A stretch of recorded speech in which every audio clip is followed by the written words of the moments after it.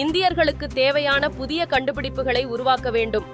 உலகளாவிய பிரச்சினைகளுக்கு தீர்வு காண வேண்டியது அவசியம் என ஆராய்ச்சியாளர்களுக்கு பிரதமர் மோடி அறிவுறுத்தல்.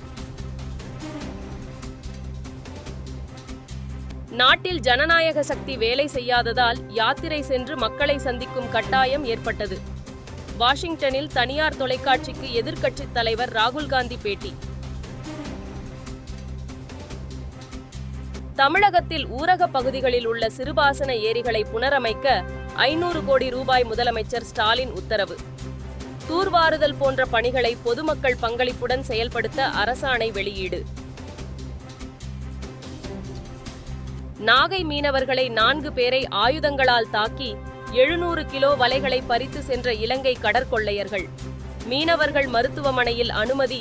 வேதாரண்யம் கடலோர காவல் குழும போலீசார் வழக்கு பதிவு செய்து விசாரணை.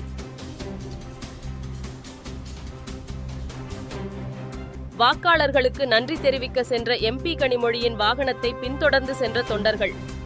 தலைக்கவசம் அணியாமல் வாகனம் ஓட்டக்கூடாது என அறிவுறுத்தி தொண்டர்களை திருப்பி அனுப்பினார் கனிமொழி.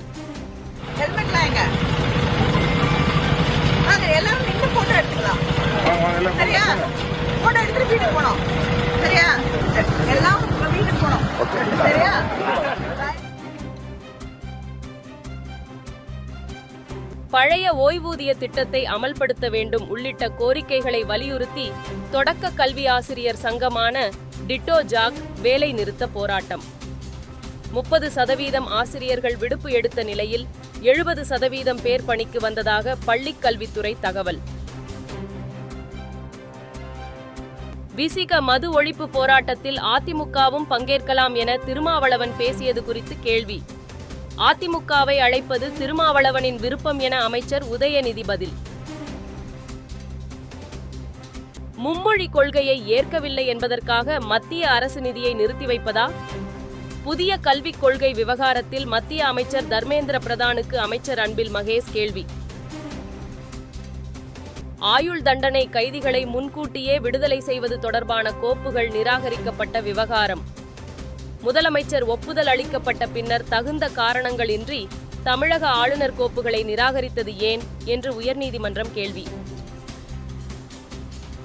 தனியார் பள்ளிகளுக்கு குறிப்பிட்ட காலத்திற்கு மட்டும் அங்கீகாரம் வழங்கும் புதிய விதியை எதிர்த்து வழக்கு. 4 வாரங்களில் பதிலளிக்க தமிழக அரசுக்கு சென்னை உயர்நீதிமன்றம் உத்தரவு. கொல்கத்தாவில் பெண் பயிற்சி மருத்துவர் கொலைக்கு நீதி கேட்டு தொடரும் போராட்டம்.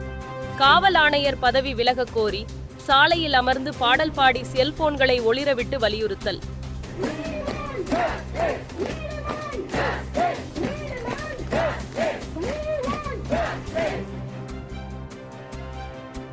கொல்கத்தாவில் போராட்டத்தில் ஈடுபட்டு வரும் பயிற்சி மருத்துவர்களுக்கு முதலமைச்சர் மம்தா பானர்ஜி அழைப்பு.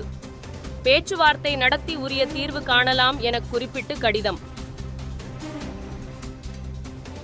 அமெரிக்கா தற்போது செல்லும் பாதையில் தொடர்ந்து பயணித்தால் 3ஆம் உலகப் போர் உருவாகும் என ட்ரம்ப் எச்சரிக்கை. கமலா ஹாரிஸ் உடனான நேரடி விவாதத்தில் முன்னாள் அதிபர் ட்ரம்ப் பரபரப்பு பேச்சு.